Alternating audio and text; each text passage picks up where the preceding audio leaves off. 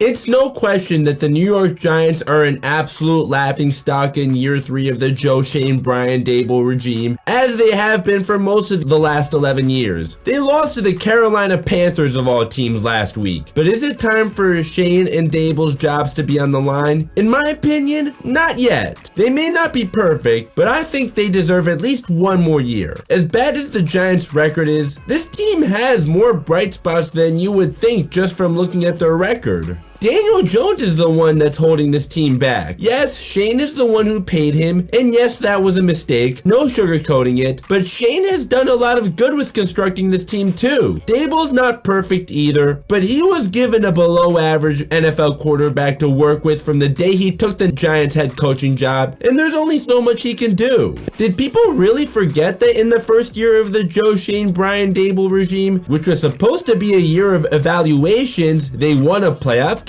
It's been bad since then, but the Giants were not supposed to be respected at all that quickly when inheriting an absolute mess that was created when Dave Gettleman was the GM. We can all agree that Daniel Jones' contract was a mistake, right? I don't think there's any way anyone can any longer deny that Daniel Jones is terrible. The jokes write themselves with him. Daniel Jones' contract especially looks bad when seeing how great of a year Saquon has had for the Eagles, and to not have given him the money he wanted but paid Daniel Jones instead. Great for Saquon to have the year that he's had. I never blamed Saquon himself for not getting the money he wanted, and I'm certain of it that everyone agrees that a healthy Saquon Barkley always was the Giants' best offensive player. However, we need to look at the full picture. It had more to do with their positions than talent. Quarterbacks just are more valuable, especially in this day and age, and that's why across the league, the quarterback gets paid more than the running back. Well, most of the time. The 49ers are an exception. The highest paid running back right now is Christian McCaffrey, and 20 quarterbacks are making more money than he is. We can't sugarcoat that Daniel Jones has not earned his paycheck, but I don't think it's as big of a mistake as some might think it is. This is not to defend Daniel Jones. I haven't done that in a while, and I'm not about to now. Right now, he's only the 15th highest paid quarterback. He's not even an average quarterback, we know, so yes, that's still an overpay, but his contract is not the worst in the league. I'm not saying Trevor Lawrence is a worse player than him, but with the fall off we're seeing him have right now, knowing he's the second highest paid quarterback, he has a longer contract and would take a bigger dead cap hit if the Jaguars were to cut him now. I think I'd rather have DJ's contract, or Dak Prescott being the highest paid player in NFL history. Goodness gracious! In 2 less games, he threw more interceptions than Daniel Jones before going on IR. We can't deny that Schoen did not draft well in his first 2 years, especially by drafting Evan Neal 7th overall 2 years ago, but he nailed this year's draft. I'm firm on Malik Nabers being the right pick, and he just needs a competent quarterback. Not only that, Tyler Nubin in the 2nd round, Drew Phillips in the 3rd round, and Tyrone Tracy in the 5th round. This was a huge win for the Giants. After a draft like this, Schoen absolutely deserves another shot. I want to see if he has another good draft in him before we officially put him on the hot seat.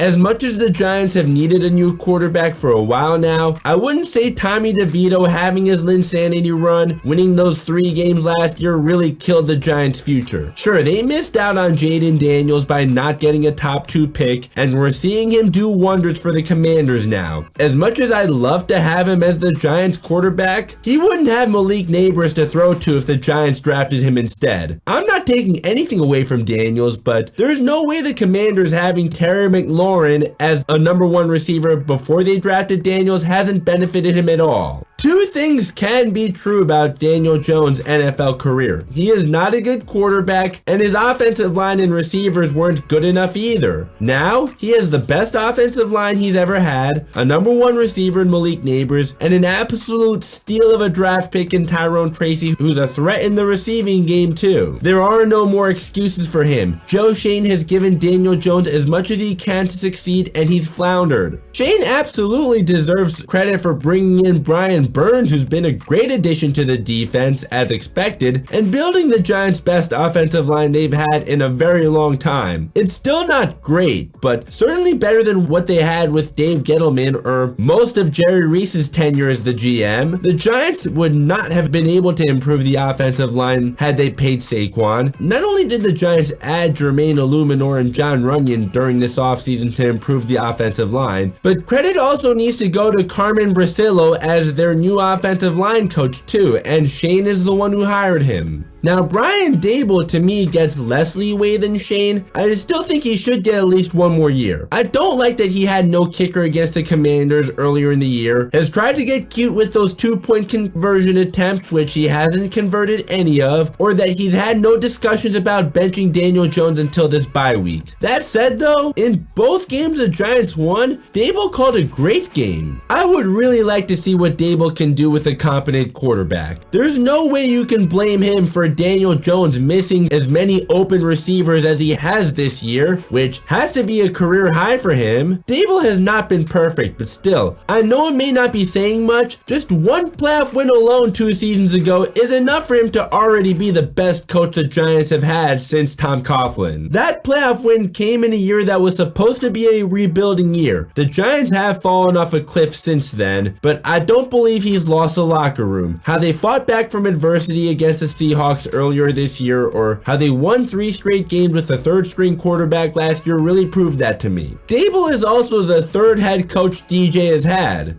As much as it sounds like a dysfunctional franchise to have that many head coaches in 6 years, DJ and Darius Slayton are the common denominator since the Eli Manning era ended. Why don't I blame Slayton nearly as much? Yes, he's had his drops, but he was a 5th round pick, so unlike DJ, no one ever had any expectations for him anyways. While he's never been good enough to be a #1 receiver on a good offense, he still has led the team in receiving yards more often than not since he's been in the league, so if anything, he's an overachiever. Daniel Jones can't say so about himself. Slayton also never got paid more than $6.2 million in a season, which is pretty bottom tier compared to other wide receivers. That's certainly not the case with Daniel Jones. You know what would be the best thing for the Giants besides a new quarterback? It most likely won't happen, but this team needs a new owner. John Mara has been the one constant for all these years, much longer than Daniel Jones. John Mara, you have any more medium sodas left? In all seriousness though, look at the Commanders under new ownership since last year. Yeah, the first year under Josh Harris last year was really bad, but it sure didn't take long to turn it around, and unless some monumental collapse happens, they're on their way to their first playoff appearance since 2020 and first winning season since 2016. If next year with the new quarterback, the Giants are once again a bottom of the barrel team and Joe Shane doesn't hit on his draft picks again like he did this year, then okay, we may have to talk about firing him and Daboll, but for now, I really think they deserve another year. More so Shane than Daboll though. For now though, I say give them one more year. That's all I got in this video. If you enjoyed this video, a like would be much appreciated. Please consider subscribing and turning on notifications so you never miss another video. If you're a new subscriber, welcome to the team, and if you're already subscribed, thanks for the support as always. Links to my social media are down below for my more immediate reactions to what's going on in the sports world. If you'd like to see my most recent video or the one that YouTube recommends, both are up above. Thanks so much for watching. I'll catch you next time. Hopefully the Giants can make us happy again with whoever their next quarterback is.